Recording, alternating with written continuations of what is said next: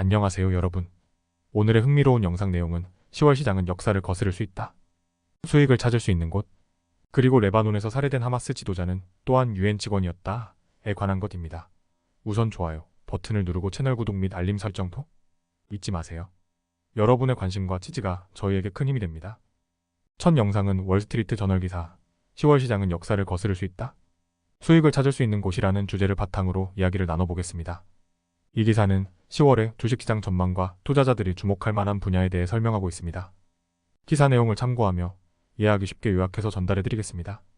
일반적으로 10월은 주식시장에서 불안한 달로 여겨지지만 올해는 연방준비제도의 금리 인하 덕분에 주식이 오히려 상승세를 이어갈 가능성이 크다는 예측이 나왔습니다. 연준은 최근 0.5%포인트 금리 인하를 단행했고 추가 금리 인하도 예정되어 있어 시장에 긍정적인 영향을 미칠 수 있습니다.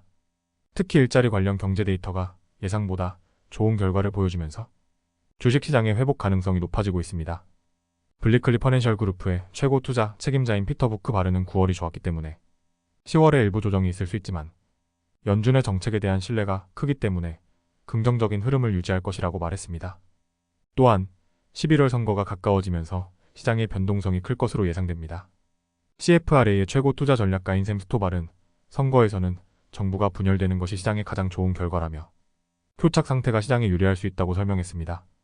역사적으로 10월은 주식시장에서 약세를 보이는 경우가 많지만 올해는 예외가 될 가능성이 큽니다. 스토발 전략가는 선거 연도에 9월 시장이 긍정적일 경우 10월에 주식이 상승할 확률이 78%에 이른다고 말했습니다. 특히 기술, 금융, 통신 서비스 분야가 4분기에 강세를 보일 것으로 예상됩니다.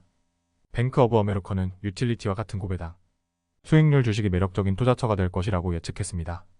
인공지능 데이터 센터의 전력 수요 증가로 유틸리티 주식이 좋은 성과를 거두고 있으며 VISTRA와 같은 전력 공급 업체에 대한 투자 관심도 높아지고 있습니다.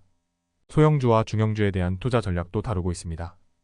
뱅크 오브 아메리카의 전략가들은 중기적으로 중형주가 더 나은 성과를 낼 것이라고 예상하며 소형주는 장기적으로 잠재력을 가지고 있다고 평가했습니다. 스토발 전략가는 선거 이후 11월과 12월에 시장이 상승할 것이라고 예상했습니다. 특히 소형주와 중형주가 그 기간 동안 좋은 성과를 낼 것으로 보이며 장기적으로는 긍정적인 흐름을 기대할 수 있다고 설명했습니다. 요약하자면 10월의 주식시장은 과거의 패턴을 벗어날 가능성이 큽니다.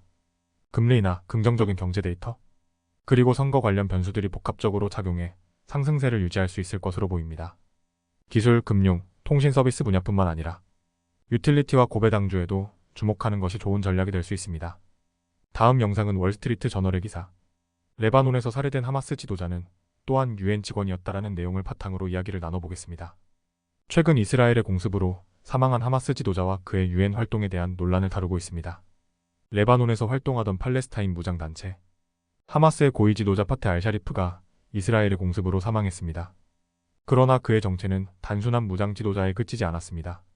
그는 유엔 팔레스타인 난민 구호기구 UNRWA의 고위 직원으로도 활동했으며 학교 교장과 교사 노조의 수장을 맡고 있었습니다. 샤리프의 죽음은 UNRWA에 대한 의혹을 다시 불러일으키고 있습니다. 이스라엘은 오래전부터 UNRWA가 하마스와 같은 무장단체와 연계되어 있다고 주장해왔습니다.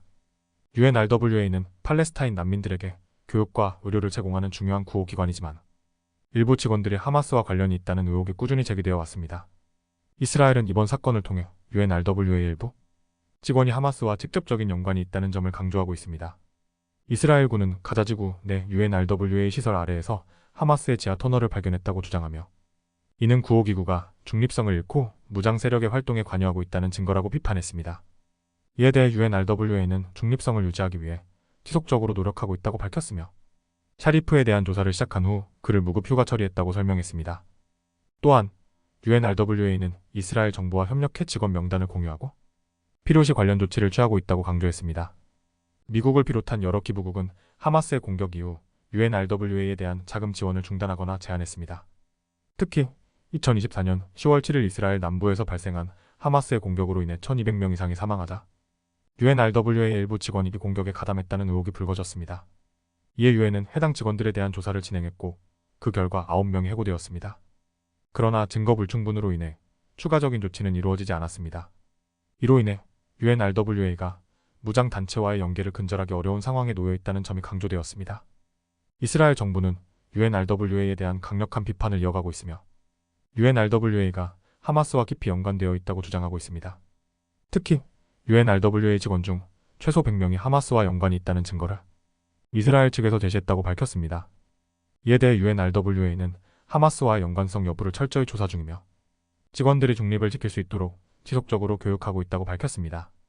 그러나 이스라엘과의 협력 과정에서 정보 제공이 원활하지 않아 갈등이 계속되고 있는 상황입니다. 이 사건은 UNRWA와 같은 국제 구호기관이 중립성을 지키며 활동하기가 얼마나 어려운지를 보여줍니다. UNRWA는 팔레스타인 난민들을 위한 중요한 구호기관으로 이 지역의 수많은 사람들에게 필수적인 지원을 제공하고 있지만 그 활동이 정치적, 군사적 갈등에 휘말리며 논란이 되고 있습니다.